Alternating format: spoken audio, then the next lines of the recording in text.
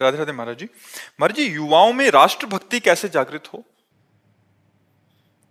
देखो, जब तक हमारा हृदय स्वार्थ की मलिनता से युक्त है तब तक वो भगवान के प्रति समर्पण या राष्ट्र के प्रति समर्पण नहीं होता। जब हमारा परहित की भावना जागृत हो जाए कि दूसरों का मंगल हो, तो पहले घर का मंगल हो, फिर पड़ोस का मंगल हो, फिर ग्राम का मंगल हो, फिर प्रदेश का मंगल हो, फिर राष्ट्र का मंगल हो। राष्ट्र के मंगल के लिए बहुत विशाल हृदय चाहिए, बहुत पवित्र हृदय चाहिए, प्राणों को बलिहार करने का। जैसे हमारे पास आर्मी के जवान आते हैं, वो अपनी समस्या रखते हैं कि जब मैं घर से छुट्टी से चलता हूँ, मेरे परिवार के जनों के आंसू होते हैं और बच्चा अंगुली पकड़ के कहता पापा कब आओगे, तो मुझे विश्वास नहीं कि दोबारा मैं आ पाऊंगा कि नहीं। तो महाराज जी हृदय फटता है।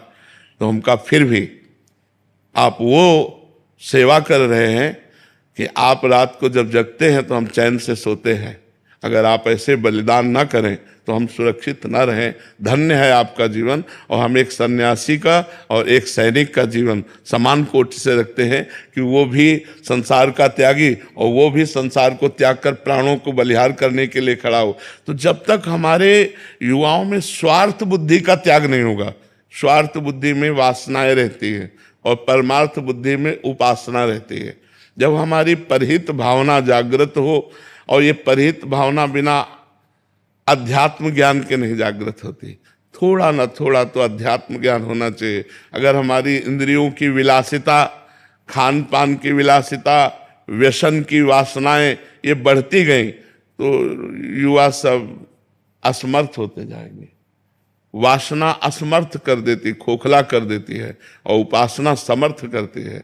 देखो, मुस्कुराते हुए फांसी के फंदे को चूमकर वंदे मातरम बोलकर झूम जाना, और आज हम अपनी वासनाओं की पूर्ति के लिए किसी की चैन छीन रहे हैं, किसी के रुपए काट रहे हैं, कहीं हम इधर उधर। तो नशा इतना बढ़ता जा रहा है, वासनाएं इतनी बढ़ती जा रही कि परहित की भावना ही गायब होती सी नजर आ रही।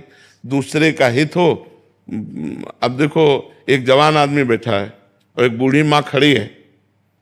उसको इतना ज्ञान नहीं है कि ये वयोवृद्ध है, हम खड़े हो जाते हैं, हमें कोई परेशानी नहीं, लेकिन इसको खड़े होने में भी परेशानी, परहित की भावना नहीं रह गई। जवान बेटा अपने माता पिता को तिरस्कार कर रहे हैं। जब अपने माता पिता को तिरस्कार कर रहे हैं तो राष्ट्र की भावना उनमें कैसे पुष्ट हो जाएगी, पूरे राष्ट्र को सुख देने की भावना। तो हमें लगता है शास्त्रों का स्वाध्याय, संतों का संग, पवित्र भोजन, यही हमें राष्ट्र भावना को पुष्ट करेगी। यदि हम नशा करेंगे, गंदा भोजन करेंगे, गंदे आचरण करेंगे, तो हमें अपनी सुरक्षा की भावना नहीं रह जाएगी, हमें अपने समाज की सुरक्षा की भावना नहीं रह जाएगी, फिर राष्ट्र की सुरक्षा। अब शराब पीना, ड्रग्स लेना, हुक्का पीना, ये सब अपने जीवन को नष्ट कर देने वाली बातें हैं। जिन भाइयों में हैं उनको छोड़ देना चाहिए। अपने कम से कम परिवार का तो हित देख लो, अपना हित देख लो, फिर धीरे धीरे ग्राम, नगर, प्रदेश और राष्ट्र तक पहुंचो। मनुष्य जीवन इस तरह व्यर्थ करने के लिए नहीं मिला कि हम किसी व्यसन के अधीन हो जाएं, किसी वासना का शिकार बन जाएं। हम भगवान के बल से बलवान होकर अपने पूरे देश को, पूरे विश्व को आनंद प्रदान करें। ये तो अध्यात्म बल ही उनको पुष्ट कर सकता है। राष्ट्र सेवा के अंतर्गत क्या क्या आता है? सब कुछ आता है। माता पिता की सेवा राष्ट्र सेवा के अंतर्गत ही आती, परिवार की सेवा राष्ट्र सेवा के अंतर्गत ही आती, पूरे ग्राम की सेवा राष्ट्र के अंतर्गत आती, अपने को संभाल लेना राष्ट्र सेवा के। हम भी तो राष्ट्र का एक हिस्सा हैं, हमारा शरीर भी तो राष्ट्र का एक हिस्सा है। अगर हम व्यसन नहीं करते, हम कोई पापाचरण नहीं करते, धर्म से चलते हैं, तो अपने राष्ट्र की सेवा कर रहे हैं। हम एक समाज के एक अंग हैं। अगर हम एक गंदे हैं तो हमारा समाज के एक अंग गंदा है, हमारे राष्ट्र का एक अंग गंदा है। अगर हम अपना सुधार करते हुए दसियों को सुधार के मार्ग में ले चलें तो हम राष्ट्र सेवा ही कर रहे हैं। जरूरी नहीं कि बॉर्डर पे ही सेवा हुई राष्ट्र नहीं नहीं, बॉर्डर और अंदर सब जगह सेवा होनी चाहिए। अंदर भी तो हमारे जो दुर्वासना रूपी शत्रु है उसको परास्त करना है ना। वो अध्यात्म के बिना परास्त नहीं होता।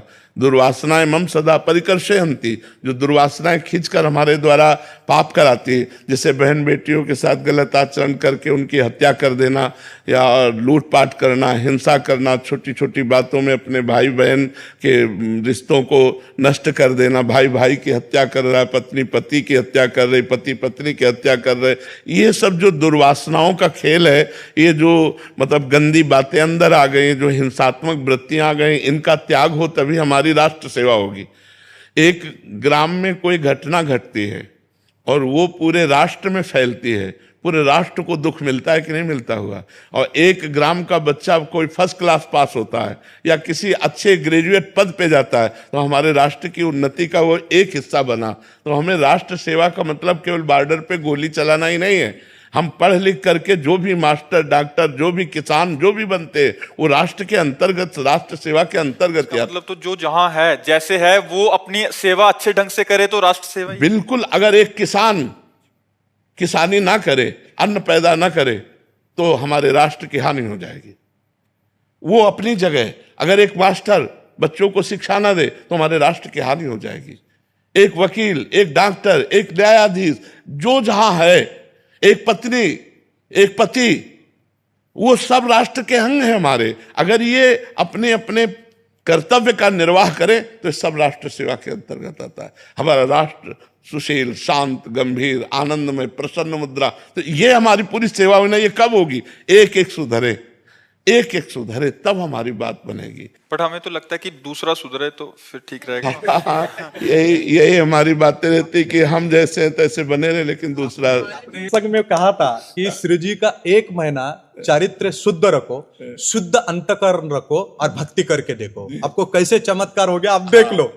सच्ची में हमने वो चमत्कार यहाँ पाए हैं। वैसे मैं दीदी माँ साध्वी ऋतंभरा जी की शिष्या हूँ, यही वास्तविक ग्राम से। तो भक्ति के ऊपर आपके बहुत सुंदर लोगों में, अभी जैसे आपने भी बताया कि बहुत बड़ा, तो आज हम तो आपके चरणों में से कृतज्ञता व्यक्त करने आए थे कि आपके कारण बहुत बड़े समाज के अंदर बहुत कृतज्ञता तो आप सबकी चरण रज का प्रभाव ही है और कुछ नहीं। सब संतों का आशीर्वाद, सबकी चरण रज।